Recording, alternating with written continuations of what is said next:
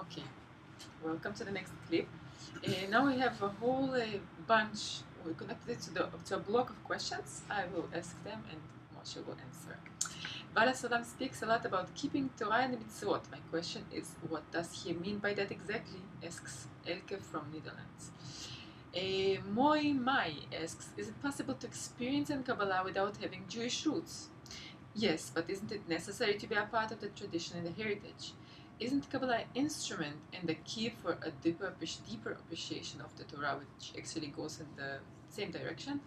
And Mara from Italy asks, the Psalms of David are part of the studies.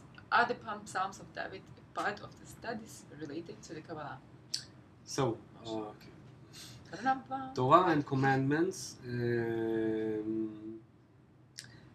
Psalms of King David, yes, a king with a crown, and as we see in the Hollywood movies as usual, and study Kabbalah without having Jewish roots. You need to be Jewish, you need to convert yourself first, and you need to study some 20 years of Talmud and Torah and to do the mitzvot and just become Jewish. And then I will tell you, just leave Kabbalah, you need to be righteous and just, and it's only for holy people, and just leave it. So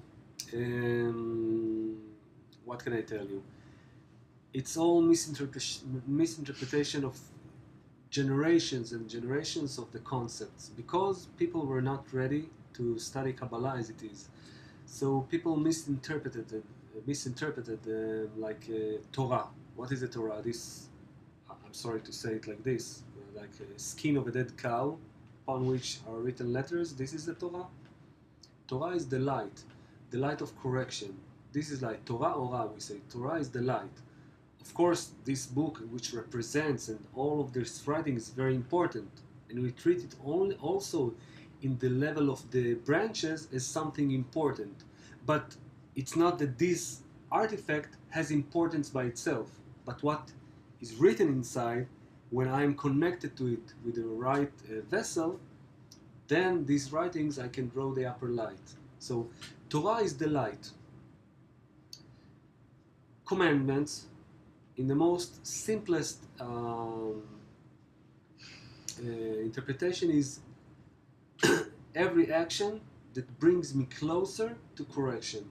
What does it mean? It means every action that brings me closer to creating a desire towards spirituality. This is in our how can I say, level. So everything, and it's everything that I'm doing that will get me 1 inch closer, very good, I'm doing a mitzvah. That's it. Why? Because all of the mitzvot, all of the commandments, and you will see it in the article of Bala Sulam, the giving of the Torah, they are only elements of the one sole commandment, which is love thy neighbor as yourself. So all of these actions that Kabbalists gave them names in the language of the branches, of the roots, yes, all of these things are really spiritual actions that we're doing with our desires. And when we're getting our desires closer to the correction, to unity, this is why we're doing commandments. So who can do it? Only Jewish? Is the Kabbalah a special means? It's a conspiracy maybe to put us all closer to Judaism, that we will all become Jewish? No, not at all. Even Bala Sulam is saying that all of the religions should stay and will stay, even in the last generation, and everyone will remain in its own religion, because religion is like a tradition. But what we will do within these forms of life, various forms, we will all be connected by keeping our connection through the help of the wisdom of Kabbalah. We will all be connected through the Kabbalah. And yes, the Psalms of King David are a part of the Kabbalistic writings, even though it's pure light. That means that King David, it represents the Malchut. We will study about it, but the general desire, the collective soul, the general desire, is writing really of all of the states in 125 levels of correction, and yes, it's a part of the Kabbalistic studies. just to add a short explanation about the correlation, distinction between the Judaism and the Kabbalah, is that Torah is a very specific, is a light that feels used to feel a very specific connection inside a group of people that was originally the Jewish nation. And since this connection was lost, and it stayed only in the level of a reshimo, of like some code that is written inside, and it still lives in the Jewish people. And also there were always some Kabbalists, 2 or 3 in each generation, or a couple of who went on learning the real thing. But what developed around it is like a huge shell that was supposed and was also built by Kabbalists in order to protect the inner core. But as you are eating egozim, Nuts. as you're eating nuts, you're not eating the outside, you're not eating the shell. The moment that the nut is good to eat, the moment it's ripe, yes, and you can eat it, you don't need the shell anymore. So this is exactly more or less what's happening in our time. That the nut is so ripe that you can eat it already without touching the shell, and the shell will stay for us, the same shell as for other nations, and so on. How much time? Oh, we have much more time. So, Elena from Germany, do we have to see people not only as body, but as parts of the common soul? Yes. Yes, we don't, eventually you can't do anything now with your perception. You see them as body. No matter if you want it or not, you see them as body, and either it attracts you because it's somebody similar to you, or it pushes you away because it's somebody distinct. But eventually what we are doing, we are training the connection. As we train our body, we're training the connection. And your training goes the way that you describe it. You are trying to see the people as part of yourself. And in fact, you will see difficulties with this from the beginning. You will see that they're very distinct from you, that they're so different, that many of them just, you can't imagine even connecting to them. And this is great, because those are exactly the cutting points between you and them. This is the ego that makes this division. But eventually, yes, we're training the perception of reality. We're training to see them all as part of the common soul, and eventually we will really see it. But now we're just trying. I'm picking a question of Jessica Wilson Lopez.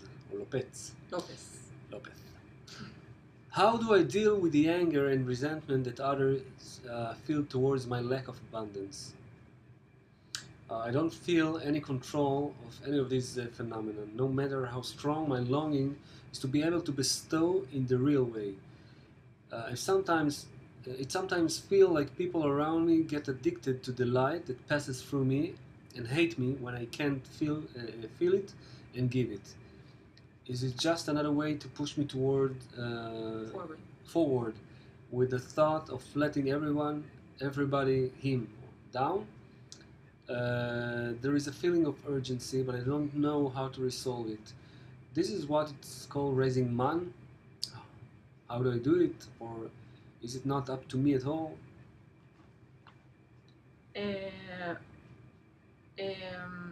Yes. I think I understand your question, and I feel that the problem you're feeling is that you think that you have to give something from within you to those people around you. You feel that you have to bestow on them in the real way, as you said. You feel that you have to open your heart, and something from your heart will go out to them. And this is exactly the problem, because you're not the origin of that light that you're still speaking about, and you're not the origin of this abundance that you're talking about. You are just a transmitter. So if you see as yourself as, Rav Lightman explained once that when you speak to another person, the Creator is standing behind you, but the Creator is also standing in front of you, and it's only about you. So you should stop feeling that you have to give them something from you, because then you will always feel empty. You don't have anything inside you that you could give to other people. But you could become this transmitter from inside the connection between the friends, where we feel the light, to the world around us. And you need to pass, like all of us, a period which is called a period of preparation. And in this period, we're getting the basic concepts. We're trying to put out as many confusions as possible. They will always remain, but in different, let's say, much more profound levels.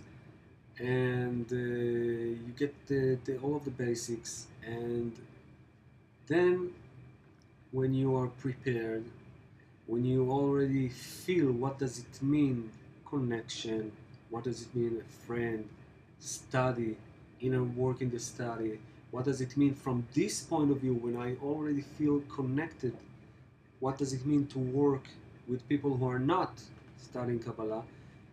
After all of this process, I'm sure Masha can also testify regarding this, when you are working with people, even in your life, and even in just people that you don't know, they begin to regard you, I'm speaking about from total experience, they begin to regard you as a source of good. It's amazing, you don't want it, you want to run away from this, from the responsibility, from everything, just let me be alone in my room, that's it, I don't want nothing else. And no, because through you, you give them something, not just that you're going amongst them and then an aura of light shines and spills like we see in the... No, it's not about it.